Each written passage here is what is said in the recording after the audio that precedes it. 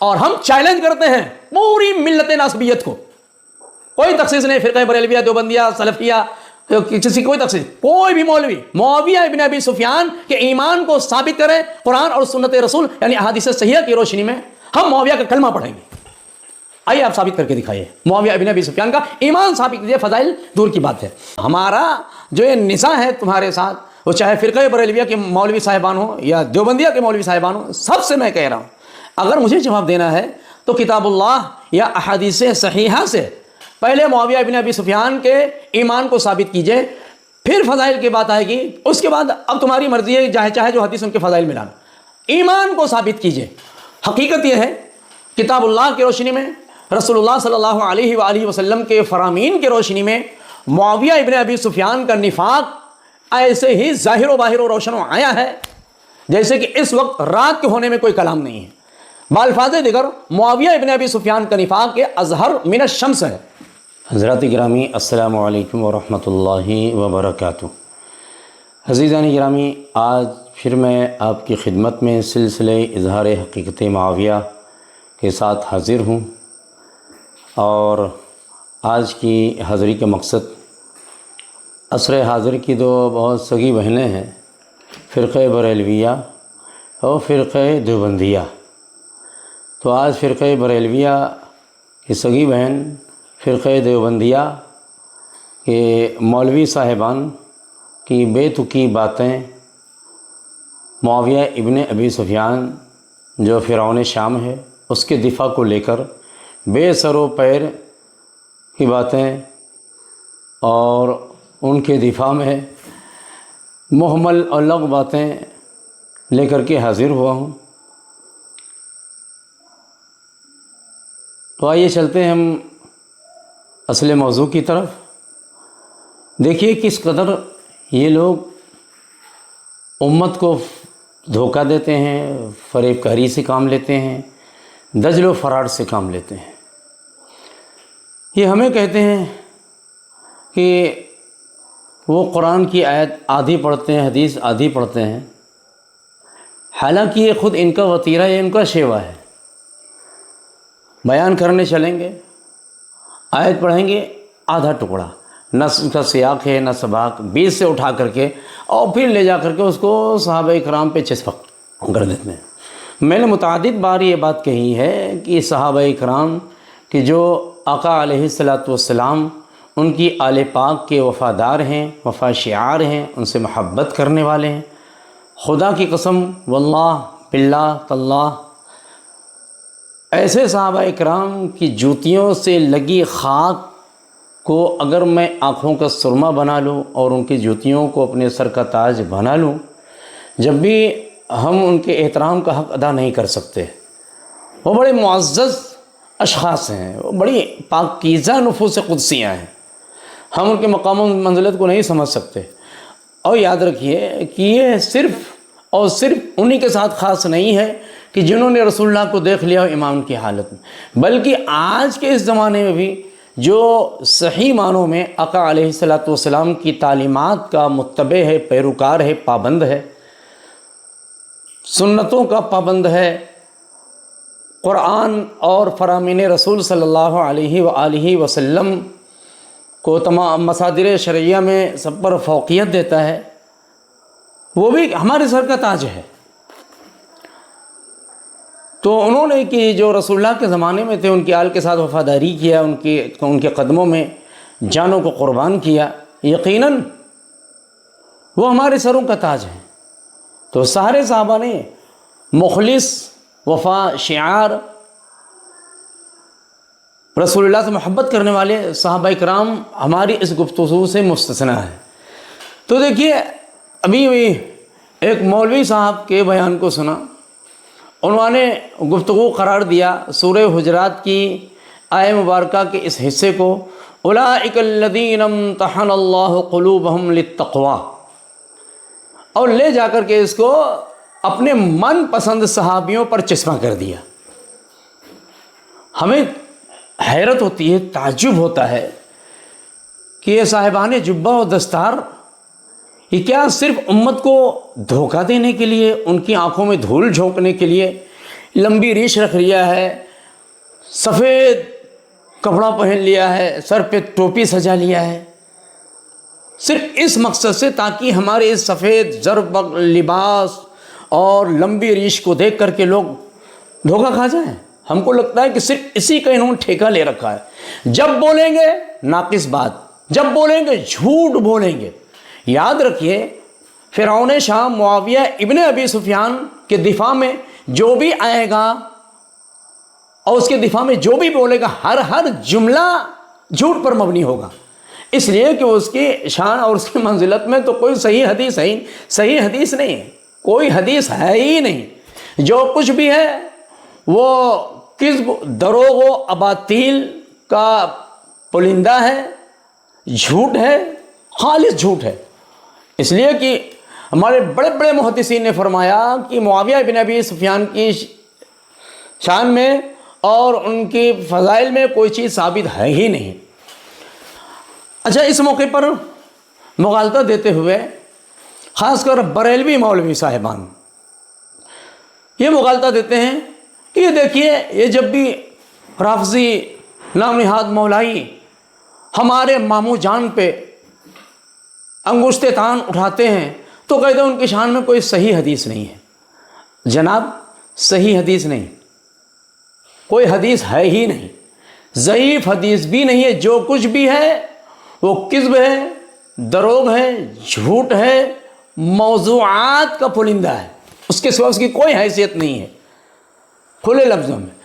دوسری بات یہ ہے کہ معاویہ، ہم سے آپ گفتگو کر رہے ہیں نا بھائی، شان کی بات آئے گی، فضائل کی بات آئے گی، ثبوت ایمان کے بعد مجھ سے اگر کلام کرنا ہے، میرا رد کرنا ہے، تو آپ پر واجب ہے کہ معاویہ کا ایمان ثابت کریں صحیح سندوں کی روشنی، اور ثبوت ایمان کے واسطے ضعاف کارآمد نہیں ہے، احادیث ضعیفہ کا وہاں پر گزر نہیں ہے۔ احادیث ضعیفہ کوئی معنی نہیں رکھتی ہیں، بلکہ صحیح حدیث سے عقائد ثابت ہوتے ہیں۔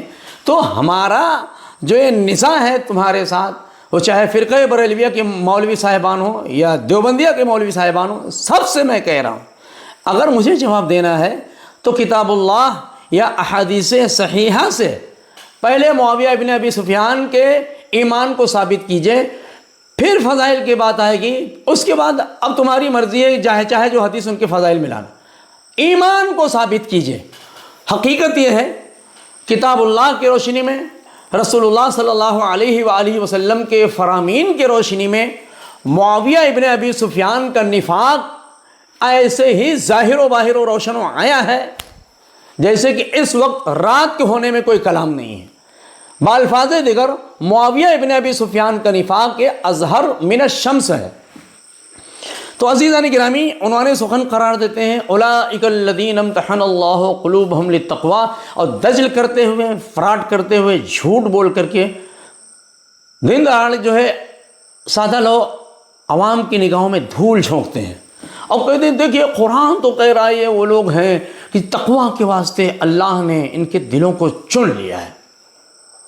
آئیے دیکھیے، قرآن مجید ہے ہمارے پاس، ہم چلتے ہیں اس قرآن مجید سے پوچھتے ہیں، اے قرآن مجید فرقان حمید، اے کلام باری تعالیٰ، تو مجھے بتا، یہ مولوی صاحبان جو تیری آیت کے اس ٹکڑے کو لے کر اپنے من پسند منافق صحابہ پر لے جا کے چسپاں کرتے ہیں، آیا ان کے حق میں ہے یا تو ان کی مذمت کر رہا ہے؟ تو آئیے چلتے ہیں ہم قرآن مجید کی طرف اور اسی آیت مبارکہ کی طرف کہ جس کی طرف یہ فریب کار مولوی اس آیت کو پڑھ کر اشارہ کرتے ہیں۔ وہ آیت کریمہ ہے سورہ حجرات، سورہ حجرات کی آیت نمبر ہے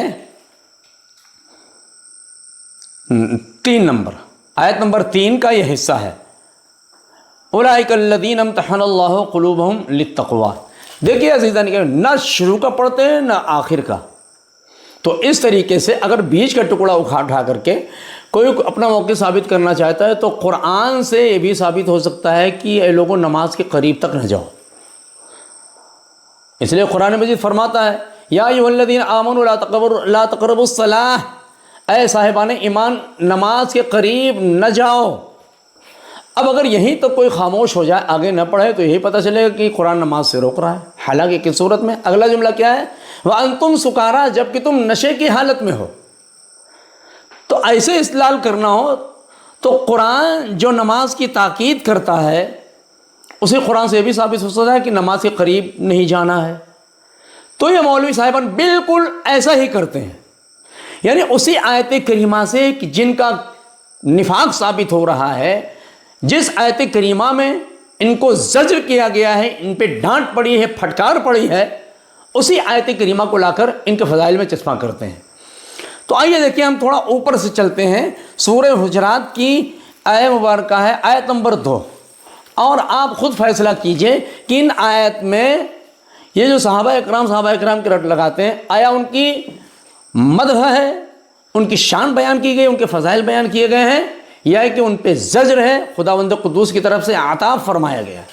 آئیے دیکھیں قرآن مجید کی آیت مبارکہ ارشاد گرامی ہے، اعوذ باللہ من الشیطان الرجیم، یا ایہا الذین آمنوا لا ترفعوا اصواتکم فوق صوت النبی ولا تجہروا لہ بالقول کجہر بعضکم لبعض ان تحبط اعمالکم وانتم لا تشعرون، کہ اے ایمان والو اپنی آوازوں کو رسول اللہ یعنی نبی کی آواز پر اونچی نہ کرو، ولا تجہروا لہ بالقول کجہر بعضکم لبعض، اور بلند آواز سے ان سے ایسے بات نہ کرو جیسا کہ آپس میں ایک دوسرے سے کرتے ہو۔ کیوں؟ ان تحبط اعمالکم وانتم لا تشعرون، کہیں ایسا نہ ہو کہ تمہارا یہ عمل سبب بن جائے کس چیز کا؟ کہ تمہارے اعمال حبط کر لیے جائیں، تمہیں اس کا پتہ بھی نہ چلے۔ یہ کس سے کہا جا رہا ہے؟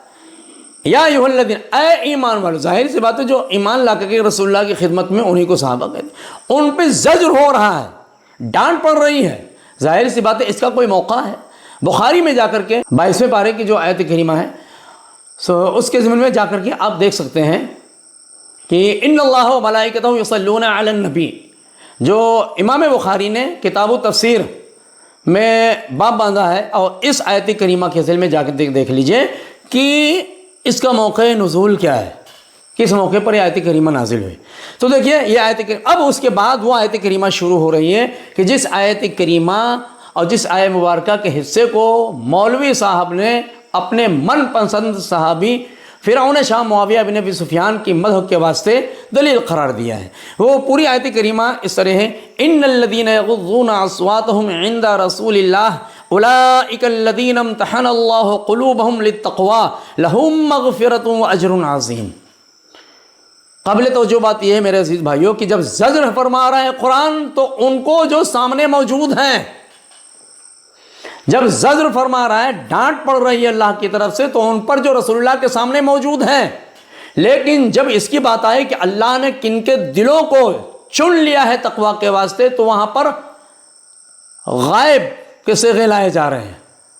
اور ارشاد گرامی ہے، ان الذین یغضون اصواتهم، بے شک وہ لوگ کہ جو اپنی آوازوں کو بارگاہ رسول میں پست رکھتے ہیں، اب وہ چاہے زمانہ رسالت کے لوگ ہوں اور رسول اللہ کا احترام بئی طور بجا لائیں کہ آقا علیہ السلام کی بارگاہ میں نہایت ہی پست آواز کے ساتھ ادب و احترام کے ساتھ بات چیت کریں، یا کہ بعد کے لوگ ہوں اور رسول اللہ کا تو کسی بھی طریقے سے احترام بجا لائیں۔ اصل کیا ہے؟ احترام رسول صلی اللہ علیہ وآلہ وسلم، کہ جن کے دلوں میں رسول اللہ کا احترام ہے، جن کے دل رسول اللہ کے احترام سے، رسول اللہ کی تعظیم سے، رسول اللہ کی محبت سے سرشار ہیں، یہ تمغہ، یہ انعام، یہ فضیلت صرف ان کے واسطے ہے، وہ چاہے زمانہ رسالت مآب صلی اللہ علیہ وآلہ وسلم کے افراد ہوں، یا کہ بعد زمانہ رسالت مآب صلی اللہ علیہ وسلم کے بعد کے لوگ ہوں، اور انہوں نے ان اوصاف کو اختیار کیا۔ یہ حکم عام ہے، اس لیے کہ یہاں پر مخاطبین سے گفتگو نہیں ہے۔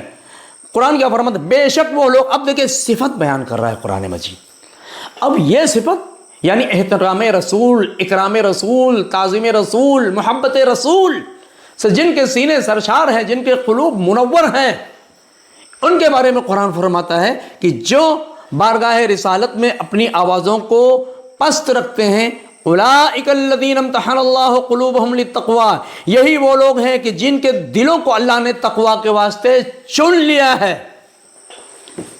یہ ان کی صفت ہے۔ آگے فرماتا ہے قرآن، لہم مغفرۃ واجر عظیم، انہی کے واسطے مغفرت اور بڑا رزق ہے، اجر عظیم ہے۔ ان الذین ینادونک من وراء الحجرات اکثرهم لا یعقلون، اے محبوب بے شک جو آپ کو پس حجرے کے پیچھے سے بلند آواز سے پکارتے ہیں اکثر ان میں بے عقل ہیں، تو کوئی عقل نہیں رکھتے، سوجھ بوجھ نہیں رکھتے۔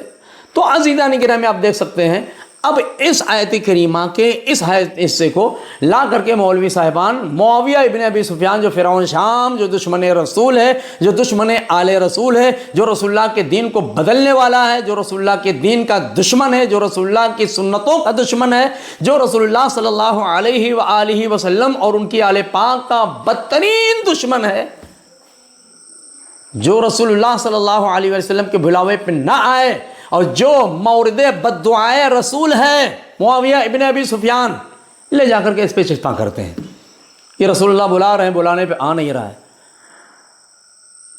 حکم شرع یہ ہے کہ رسول اللہ بلائیں تو نماز چھوڑ کے آ جاؤ، پر یہ فرعون شام کھانا چھوڑ کے نہیں آ رہا ہے، کھانا نہیں چھوڑا، بد دعائے رسول کو لے جا، اس پر لے جا کر کے چسپاں کرتے ہیں۔ تو عزیزان گرامی آپ نے دیکھا کہ کس قدر یہ دجل اور فریب اور دھوکے بازی سے کام لیتے ہیں اور امت کو کس طرح یہ دھوکہ دیتے ہیں۔ اب یہ بات میں نے حوالہ دے دیا کہ جس کو اس کے موقع نزول کو دیکھنا ہو، سورہ ان اللہ و ملائکتہ یصلون علی النبی، اس آیت کریمہ کے ذیل میں امام بخاری نے کون سا موقع نزول بیان کیا ہے، کون سی حدیث لائے، اس کو وہاں پر جا کر کے دیکھا جا سکتا ہے۔ اور وہی مولوی صاحب نے ماموں جان کے دفاع میں حوالہ دے رہے ہیں، کس کا؟ مولانا احمد رضا خان کا۔ ویسے تو یہ مولانا احمد رضا خان صاحب کو گالیاں دیتے ہیں اور کیا ان کو اور ان کے ماننے والوں کو لشکر ابلیسی اور کیا کیا کہتے ہیں، کافر و مشرک کہتے ہیں، لیکن جب بات آ جائے معاویہ ابن ابی سفیان یعنی ان کے ماموں جان کی، تو ایسی صورت میں مولانا احمد رضا ان کے نزدیک اعلیٰ حضرت ہو جاتے ہیں۔ تو مولانا احمد رضا خان کی جو امت کے اعلیٰ حضرت ہیں، انہوں نے فرمایا اپنی کتاب میں کہ من یطعن فی معاویہ فہو کلب من کلاب الہاویہ۔ اب مولوی صاحب ذرا تحقیق کر لیا کرو، تھوڑا کچھ پڑھ لیا کرو، تب آ کر کے ممبر پہ بیٹھا کرو، لیکن تمہارے ہاں جب رسول کا کوئی احترام نہیں ہے، تمہارا ہی ٹولہ ہے نا جس کے یہاں رسول کا کوئی احترام نہیں ہے۔ رسول ایک بڑے بھائی جیسے ہیں، رسول کی قدر و منزلت بس ایک بڑے بھائی جیسی ہے، بلکہ کیا تم نے کیا نہیں لکھا ہے کہ رسول کی حیثیت ایک بس گاؤں کے چودھری جیسی، اس سے زیادہ نہیں، تو یہ تم مقام اور مرتبہ دیتے ہو رسول اللہ کو۔ تو ظاہر سی بات ہے جس کے دل میں اکرام رسالت نہ ہو اس کو ممبر رسالت کا پاس و لحاظ کیا ہوگا؟ تو آپ سے یہ کہنا تو فضول ہے کہ ممبر رسول پہ ممبر رسول کا احترام کرو، اس لیے کہ آپ کے اندر تو احترام رسول نہیں چھے جائے کہ آپ احترام ممبر رسول کریں۔ بہرحال لیکن کم از کم اتنا تو دھیان رکھیں کہ آپ کی بات صرف آپ کے وہی مٹھی بھر لوگ نہیں سنتے ہیں، اور بھی کچھ لوگ سنتے ہیں، کہیں بھی کوئی سن سکتا کیا ہے بات ہو سکتی ہے۔ پھر آپ کی جب ان مضحکہ خیز باتوں کو کوئی دیکھے گا، بے معنی لغو باتیں، بالکل محمل باتیں، تو اسلام کا مذاق اڑاتا ہے، قرآن کا مذاق اڑاتا ہے، رسول اللہ نعوذ باللہ رسول اللہ کا مذاق اڑایا جاتا ہے تمہاری ان بیہودہ گویوں اور تمہاری ان لغویات کی وجہ سے۔ تو کیا کہہ رہا کہ مولانا احمد رضا خان نے کہا، یا میں نے کہا مولانا احمد رضا خان کو اپنا ماوا ملجا یا کہ ان کو دلیل سمجھا ہے۔ یاد رکھیے اس سے پہلے بھی میں نے عرض کیا تھا کہ الناس یحتاجون ولا یحتج بہم، لوگ خود دلائل کے محتاج ہوتے ہیں، لوگوں کے ذریعے دلیل نہیں لائی جاتی ہے۔ تو مولانا احمد رضا خان ہمارے نزدیک دلیل کی حیثیت نہیں رکھتے ہیں، لیکن اگر آپ کے نزدیک، ہمارے نزدیک تو بھائی ان کا، آپ چاہے اشرف علی تھانوی کا کوئی قول، ان کا ذاتی قول پڑھیں، چاہے مولانا احمد رضا کا، ہمارے نزدیک اس کی کوئی حیثیت نہیں ہے۔ اگر وہ قول رسول اللہ کی حدیث یا کہ قرآن کی روشنی میں نہیں تو دو پیسے کی بھی ہمارے نزدیک اس کے وقات نہیں ہے۔ لیکن اگر آپ نے ان کو مانا ہے تو پھر مولانا احمد رضا خان کی ساری باتوں کو ماننا پڑے گا پھر آپ کو۔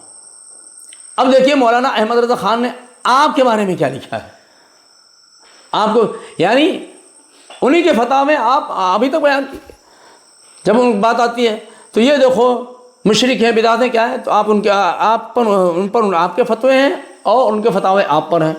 حتیٰ کہ کہا گیا کہ تمہاری مسجدیں نہیں ہیں بلکہ وہ استبل ہیں، گھوڑے بارنے کی جگہ ہے، کوئی آ جائے تو مسجدیں بھی دھلوائی جاتی۔ لیکن معاون جان کی بات آ گئی تو اب یہ کیا ہے، مولانا احمد رضا خان ان کے نزدیک مستند ہو گئے، وہ دلیل بن گئے۔ تو یاد رکھیے ہم کوئی بریلوی نہیں ہے کہ آپ مولانا احمد رضا کے قول سے ہم پہ استدلال کریں اور ان کے استدلال سے کیا ہے ان کے قول سے استدلال کرنا، یہ ہم یہی کہیں گے کہ بڑی عقل و دانش بے باید گریست، ایسے احمقوں پر اور اس کی عقل و دانش پر تو رونا چاہیے، رونا آتا ہے۔ بہرحال جناب آگے چل کر کے سادہ لو عوام کو، جن بیچاروں کو سادہ لو عوام ہے اور بیچارے اکثریت کو دیکھ کر کے بالکل سفید لباس میں ملبوس ہو کر اتنی لمبی داڑھی رکھا ہے، اتنی ٹوپی سجا کے آئے ہیں، بھیڑ تو ادھر ہے، اور وہ بیچارے تو اسی کو دیکھیں گے، نہیں سمجھ پاتے ہیں۔ اب ان کے سامنے آ کر کے ڈینگے مارتے ہیں ڈنکے کی چوٹ پر۔ ہمیں ہنسی آتی ہے، او مولوی صاحب آپ کے پاس ڈنکا کہاں ہے؟ ڈنکے والے تو ہم ہیں، ہم ڈنکے کی چوٹ پہ بولتے ہیں، نہ تمہارے پاس ڈنکا ہے نہ تمہارے پاس ڈھول ہے۔ بھائی ڈنکے کی چوٹ پر بولنے کا مطلب یہ ہے کہ ہم علی الاعلان یہ کہتے ہیں۔ اب یہ محاورہ کس طرح وجود میں آیا ڈنکے کی چوٹ پر کہنا؟ کبھی آپ نے دیکھا ہوگا کوئی پہلے زمانے میں جب لاؤڈ اسپیکر نہیں تھے، کوئی خاص اعلان کرانا ہوتا تھا تو ایک آدمی کو ڈھول دے دی جاتی تھی اور پھر وہ جاتا تھا اور ڈھول کو پہلے بجاتا تھا اور پھر ڈھول بجا کر کے پھر جب لوگ کیا متوجہ ہو جاتے تھے بھائی کون آیا پوری توجہ ہو، تب وہ اعلان کرتا تھا۔ تو اب یہاں پر ڈنکے کی چوٹ پر اعلان کرنے مطلب ہے کھل کر اعلان کرنا تاکہ لوگ بغور سے سنیں۔ تو آپ کے تو ڈنکے کی چوٹ پر، تو جناب آپ کے پاس نہ ڈنکا ہے نہ ڈھول ہے۔ الحمدللہ ہم ڈنکے اور ڈھول والے ہیں اور ہم ببانگ ڈھول بولتے ہیں اور ہم چیلنج کرتے ہیں پوری ملت ناسبیت کو۔ کوئی تخصیص نہیں، فرقہ بریلویہ، دیوبندیہ، سلفیہ، کسی کوئی تخصیص، کوئی بھی مولوی معاویہ ابن ابی سفیان کے ایمان کو ثابت کرے قرآن اور سنت رسول یعنی احادیث صحیحہ کی روشنی میں، ہم معاویہ کا کلمہ پڑھیں گے۔ آئیے آپ ثابت کر کے دکھائیے معاویہ ابن ابی سفیان کا ایمان ثابت کیجیے، فضائل دور کی بات ہے۔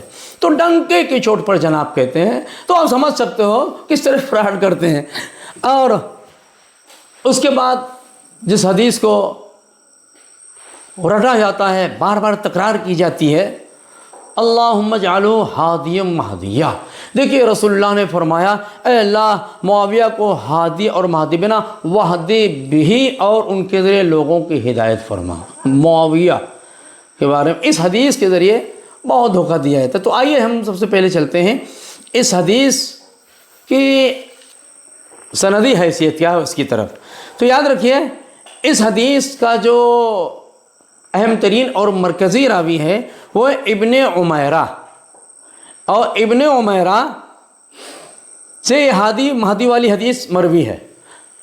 اس کے جو مروی ابن عمیرہ، ان کے بارے میں محدثین کا سخت اختلاف ہے، جن میں امام ابن ابی حاتم، جن کی کتاب ہے کتاب العلل، امام ابن ابی حاتم نے کتاب العلل میں اس کی صراحت فرمائی ہے۔ ان کے الفاظ ہیں کہ وہ انما ہوا ابن عمیرہ، یعنی اس روایت کا مرکزی راوی کون ہے؟ وہ ابن عمیرہ ہے۔ ولم یسمعہ من النبی صلی اللہ علیہ وآلہ وسلم ھذا الحدیث، کیا کہ اس کا جو مرکزی راوی ابن ابی عمیرہ ہے، اس نے اس حدیث کو رسول اللہ سے سنا ہی نہیں ہے۔ اور اس کے بعد امام ابن عبد البر ہیں، ابن اسیر جزری، حافظ ابن حجر عسقلانی، عبد الرحمن مبارک پوری وغیرہ نے صاحب لکھا ہے کہ نہ اس کا صحابی ہونا ثابت ہے اور نہ یہ حدیث ثابت ہے۔ تو یہ حدیث جناب ثابت ہی نہیں ہے کہ جس پر آپ فضائل معاویہ کی بنیاد رکھتے ہیں۔ اور پھر بھائی کہتے ہیں دعا دیا رسول اللہ نے، تو بھائی اس بات دعا کے واسطے تو دیکھا جائے کہ آیا اس دعا کا کچھ اثر ہوا یا نہیں ہوا۔ اب آئیے دیکھیے معاویہ ابن ابی سفیان کے بارے میں جو حدیث اللہم اجعلہ ہادیا مہدیہ، اے اللہ اسے ہادی اور مہدی بنا، یہ آیا خود ہدایت پر تھا، یہ سراپا دلالت و گمراہی ہے معاویہ ابن ابی سفیان، گمراہی پر نہیں بلکہ سراپا یہ دلالت و گمراہی ہے۔ معاویہ ابن ابی سفیان یہ رسول اللہ کی سنتوں کا دشمن ہے، رسول اللہ کے دین کا دشمن ہے، رسول اللہ کے مخلص صحابہ کا دشمن ہے، رسول اللہ کی آل کا دشمن ہے، حتیٰ یہ قرآن مجید کا دشمن ہے، یہ خود خداوند قدوس کا دشمن ہے۔ اب دیکھیں معاویہ ابن ابی سفیان، اس کی اللہ نے ہدایت فرمائی۔ کیا ہدایت فرمائی؟